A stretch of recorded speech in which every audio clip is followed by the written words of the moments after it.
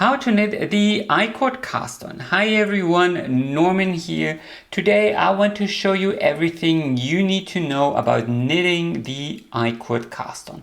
This is a fun way to start your knitting with a well-rounded edge, and it's actually quite easy to do. There are two ways to knit it, and in this video I want to show you both versions. So let's dive right into it. We'll start with the easiest and, in my opinion, best way to knit the Icord cast on. Start by casting on 3 stitches using a long tail cast on and double pointed knitting needles that are at least 1 needle size bigger than the needles you want to knit your project with. You don't need to leave a long tail, just one that is long enough for weaving in ends later on. And then you need to knit an Icord for as many rows as you want your project to be wide. So slide these stitches back to the other end of the needle and simply knit across. That first row is often a little bit more tricky, but then things quickly start to get easier. I have a full tutorial on how to knit an Icord in all its many variations on my first channel, so maybe check that out.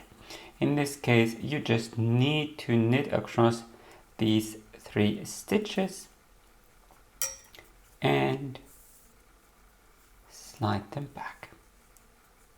Easy as that. Once your Icord is long enough, we are going to pick up stitches from the edge. Before you can do that, you have to decrease these 3 stitches into 1, except you want to continue the Icord into the edge.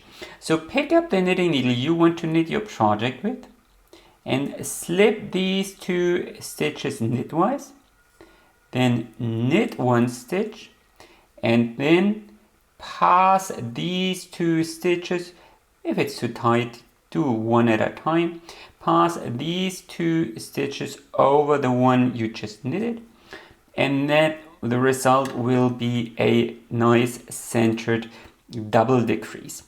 So again, if you want to continue the Icord, then you don't need to do this. And from here, you need to pick up stitches. You can either do that with your knitting needle or your crochet hook. I'm going to show you both. So to pick up stitches, pick up your crochet hook. And then can you see this continuous line of knit stitch V's here at the top of the Icord?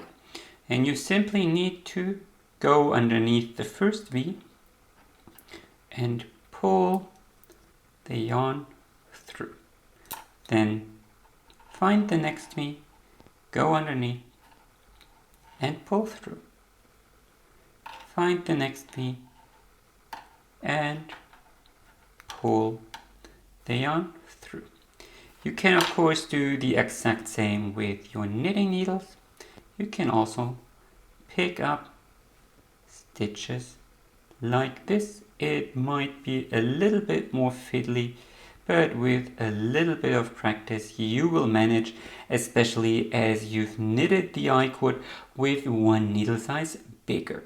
Make sure that you also go through the very last stitch of your Icord so you don't end up with a visible stair here. And then you can just turn around and start knitting. Wrong needle. So just start knitting according to your knitting stitch pattern. In this case, I'm going to purl across. So this is the way things should look after a couple of rows with nice crisp edges on both sides. One word of warning: depending on the knitting stitch pattern you will be working your project in, you may have to skip stitches as you pick up. So the row gauge of your Icord and the stitch gauge of your pattern need to meet. to translate this for beginners, when you're knitting stockinette stitch, you need more rows to cover the same distance than stitches in a row. So if you count it out and you measure 5 centimeters here in a row, you might need 10 stitches. But to cover those same 5 centimeters in one column, you would probably need 14 or 15 stitches. So that is exactly the reason, because we are basically picking up from here. That is precisely the reason why I went up 1 needle size for the I-cord, to ensure that these stitches here are far enough apart so the fabric doesn't flare out.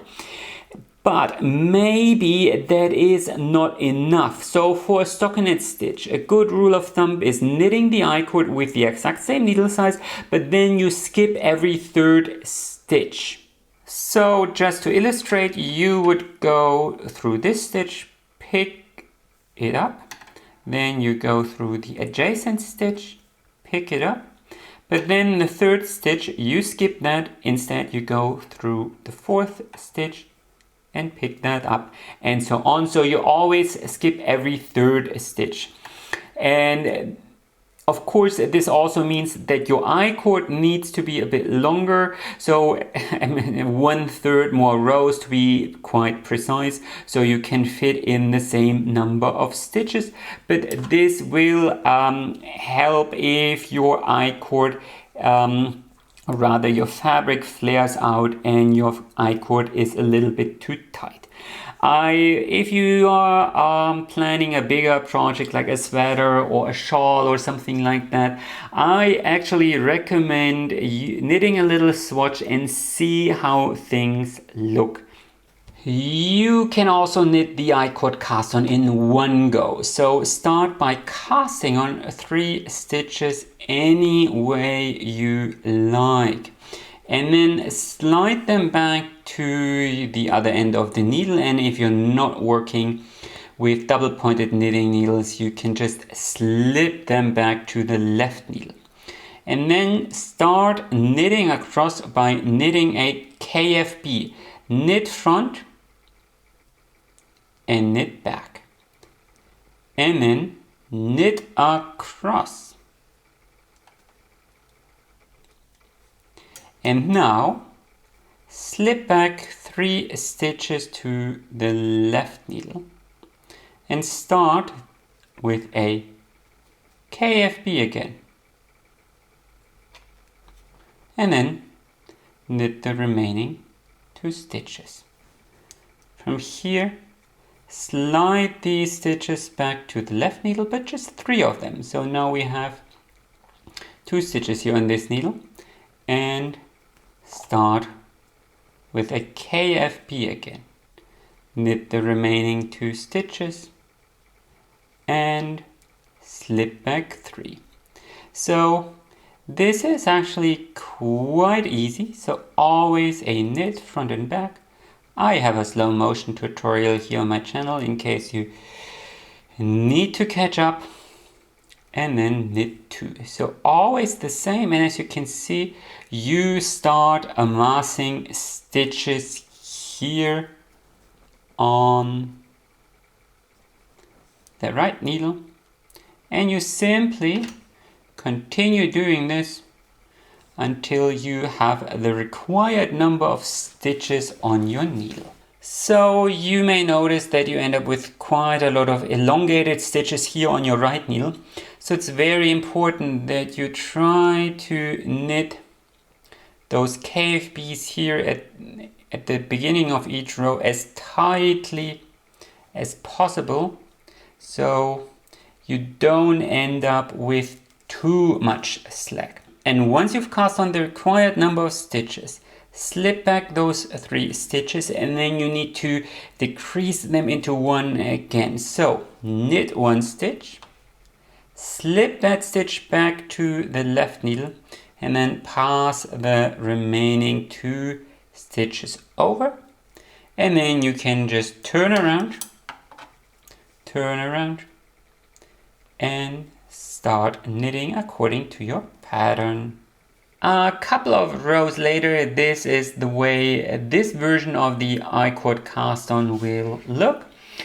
As you can see, you end up with one row of these very elongated stitches, plus you might also see that the fabric flares a bit, and the problem is you can't combat that by casting on or knitting that first row with bigger needles, because then these elongated stitches will end up even bigger, so that's typically not an option.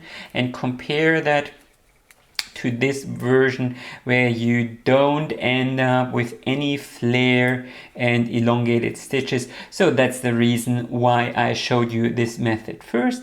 But as always, the decision is entirely up to you, your project and your preferences. Anyway, that's how to knit the Icord cast-on. Please like this video if you enjoyed watching, comment with your feedback and your questions, and of course don't forget to subscribe in case you don't want to miss any new videos. Happy knitting and enjoy the rest of your day!